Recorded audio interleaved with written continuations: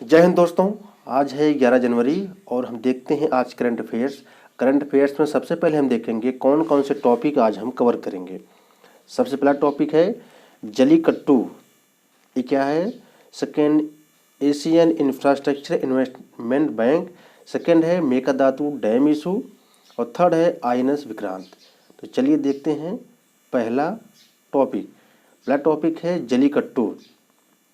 जल्लीकट्टू एक फेस्टिवल है जो कि तमिलनाडु में मनाया जाता है और उसमें क्या होता है कि एक जो बैल होते हैं, बैल को छोड़ दिया जाता है, उनको थोड़ा खिंचाया जाता है, गुस्सा दिलाया जाता है, बाद में उनको बस में करने की एक परंपरा है जो कि ये तमिल फसल जो पोंगल है, जिस तरह से हमारे यूपी में होता है खिचड़ी मनाते हैं और उसी तरह से यहाँ पर पोंगल त्यौहार होता है उसके दूसरे सप्ताह में, यानी जनवरी के दूसरे सप्ताह में, और जो पोंगल त्यौहार के दौरान ही इसको मनाया जाता है। और इसमें जो सांड होते हैं उनको बस में करने का एक खेल है, लोकप्रिय खेल है वहाँ का, और इसी को हम जलीकट्टू कहते हैं। और एक हिंसक खेल है, इसमें कभी कभार तो जो बैल लोग घायल हो जाते हैं, कभी कभार इंसान है जो बस में करते हैं वो भी घायल हो जाते हैं।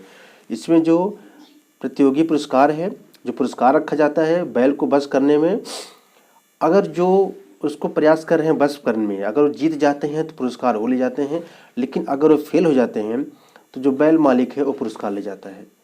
ये तमिलनाडु का त्यौहार है जलीकट्टू। सेकंड देखते हैं Asian infrastructure investment bank.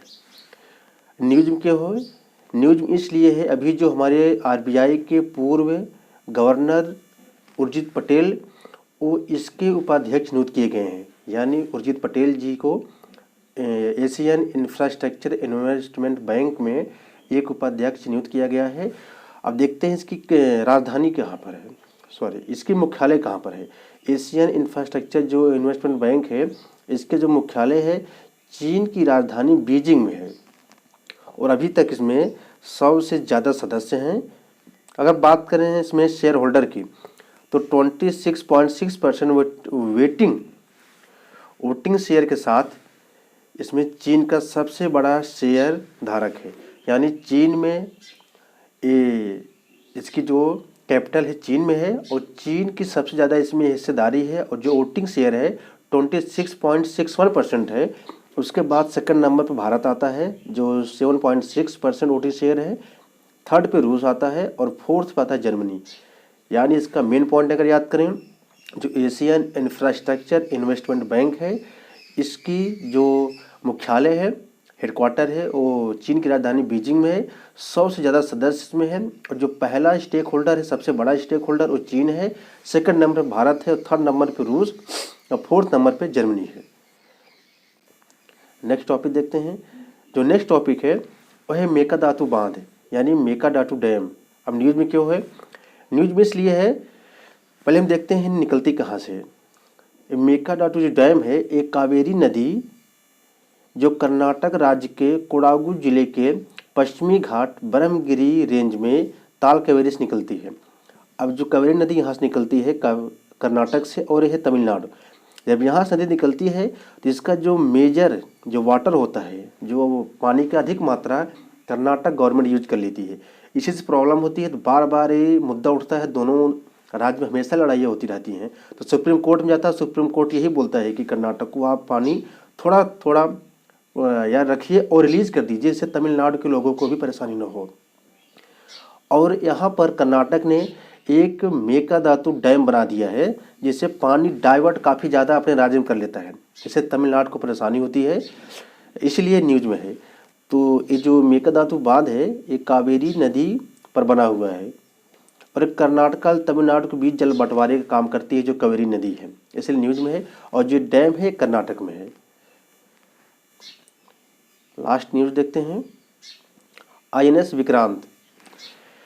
INS Vikrant Bharat में निर्मित पहला फर्स्ट एयरक्राफ्ट कैरियर है, यानी ये इंडियन बना है, यानी इसे इंडिजिनियस है, ये स्वदेशी बना हुआ है, किसी बाहर देश से बनाया हुआ नहीं है।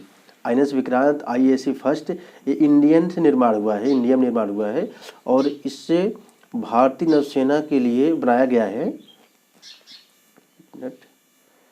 भारतीय नौसेना के लिए बनाया गया है। और इसको जो बनाया गया है वो केरल में कोचीन शिपयार्ड द्वारा निर्मित है और विक्रांत सीरीज का एयरक्राफ्ट कैरियर है। और जो पहला विक्रांत श्रेणी का विमान वाहक जो पोत एयरक्राफ्ट कैरियर पहला इस सीरीज का पहला विमान वाहक है।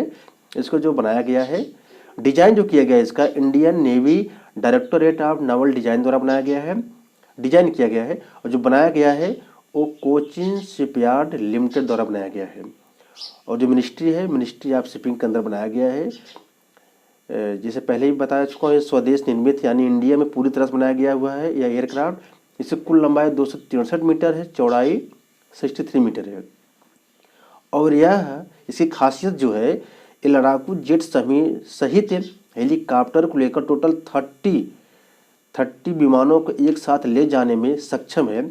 इसलिए इसकी कैपेसिटी बहुत ज़्यादा है। इसलिए न्यूज़ में है कि ये टोटल 30 हेलीकॉप्टर से लड़ाकू जेट विमान को एक साथ ले जा सकता है। ये है INS विक्रांत। इसमें टोटल 30 कैपेसिटी है कि ये विमान वाहकों को ले जा सकता है किसी इमरजेंसी केस में।